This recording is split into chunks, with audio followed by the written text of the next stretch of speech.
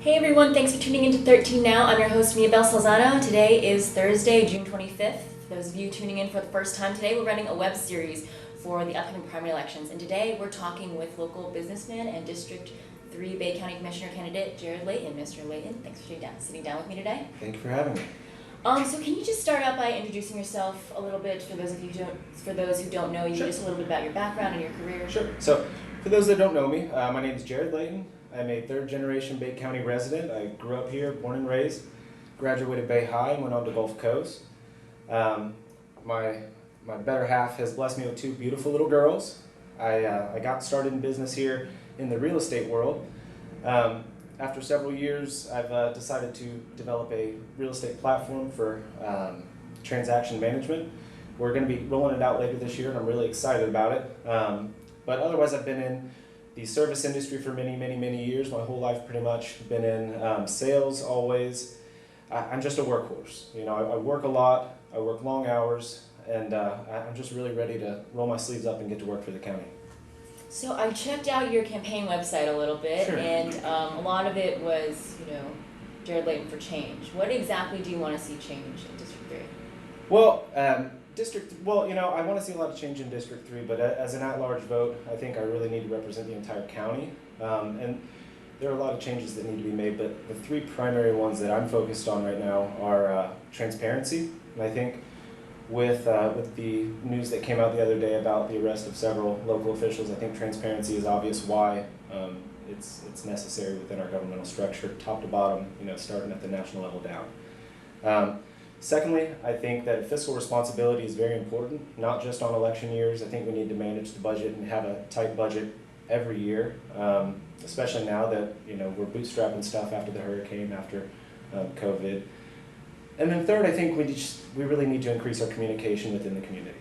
I think that with social media, with all this social platforms, we should be able to leverage what's going on within the communities a little bit better and get feedback from them a lot better. Create a more inclusive environment for our government where we're not only saying this is what's happening to the residents, but they're responding and giving feedback on what they'd like to see happen as well. Because we have a lot of really smart, intelligent, creative people in our county, and I think if we create a more inclusive platform for them where they can voice their opinions, then we'll come up with some really great resolutions to old problems. Can you expand a little bit on how you plan to address those three priorities?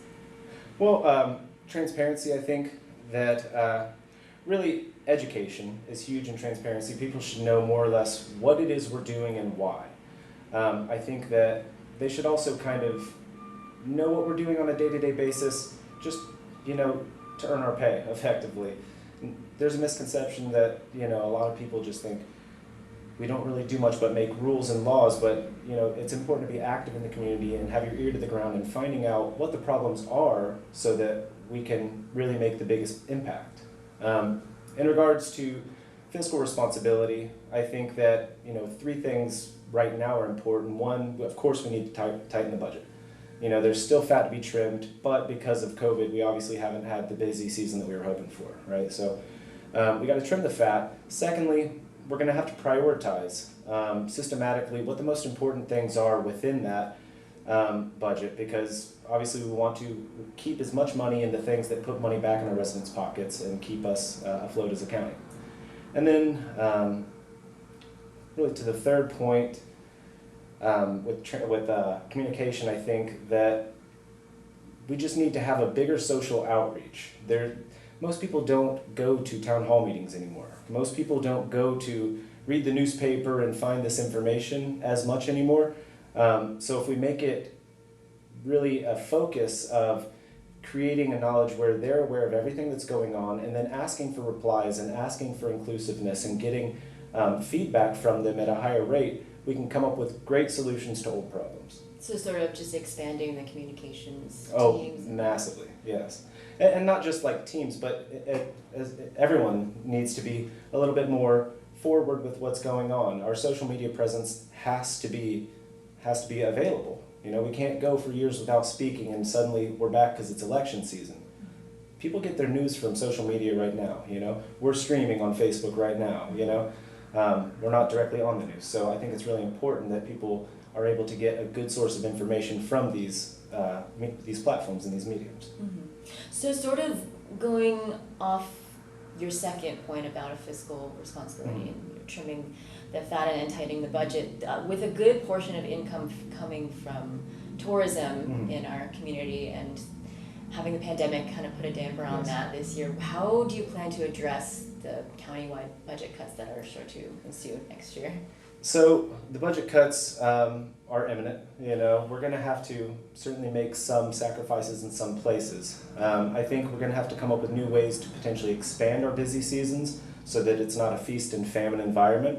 And I think in the short time, because that's obviously bringing in new industries, bringing in more tourists, that's always great for us. But in the short term, we're really going to have to push off current projects that aren't imminently important.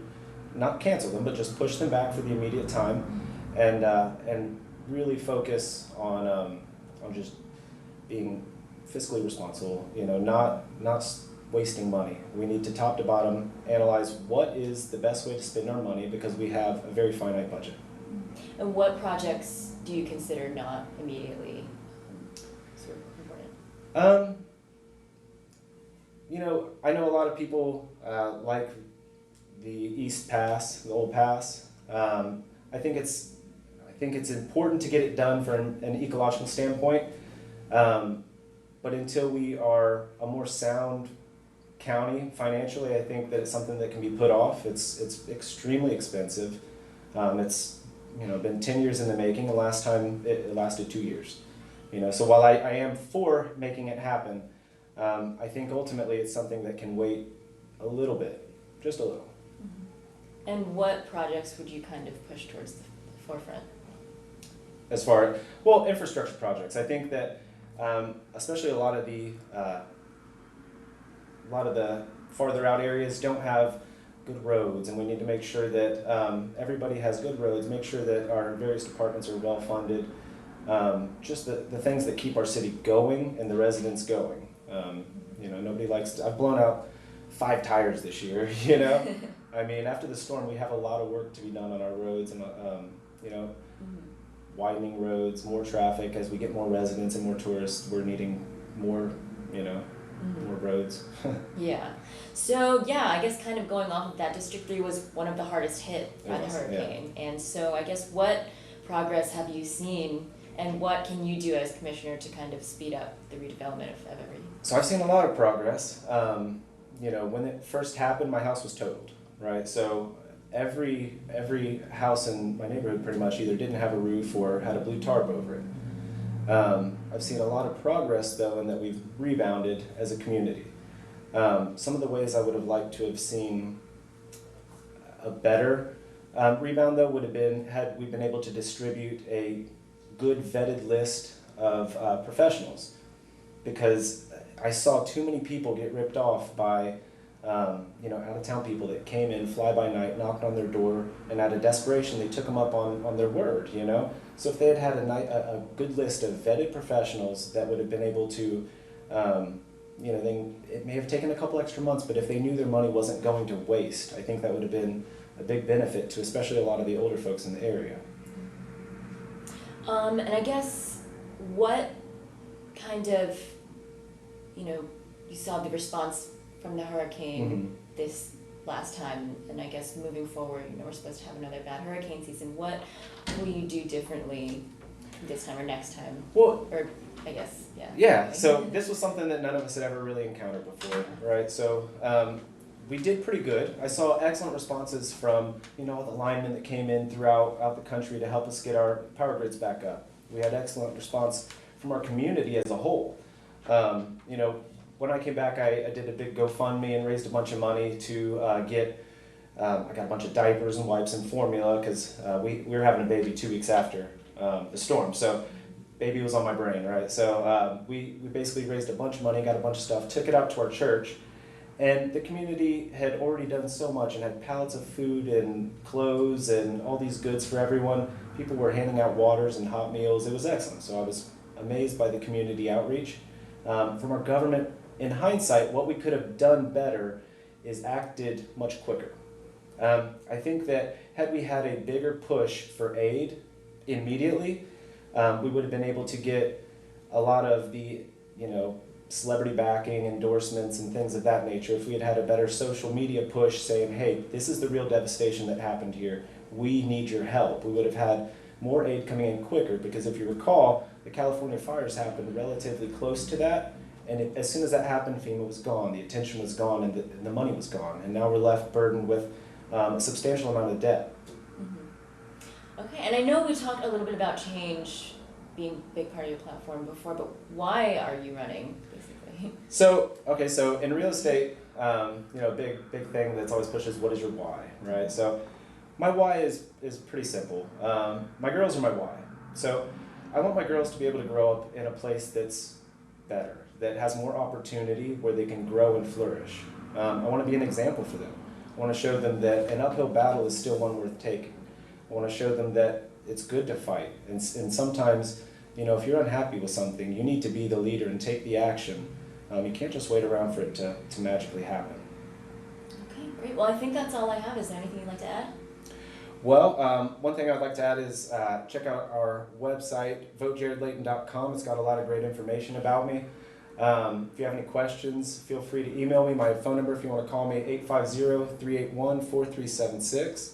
And please vote for me. If you're ready for change and if you're ready for progression, vote for me. Thank you so much for your time today. Thank you. Thanks for watching, everybody. Hopefully you learned something valuable about Mr. Jarod Leighton today. You can revisit this interview on mypanhandle.com's Your Local Election Headquarters page. And next week we'll be talking with candidates from the Bay County School Board Districts 4 and 1 races. So make sure to tune in for those and send in any questions you might have for your school board to msalzano@wmbb.com. That's all for today. Live for 13 Now, I'm Mia Salzano. See you Monday. We are the hope keepers.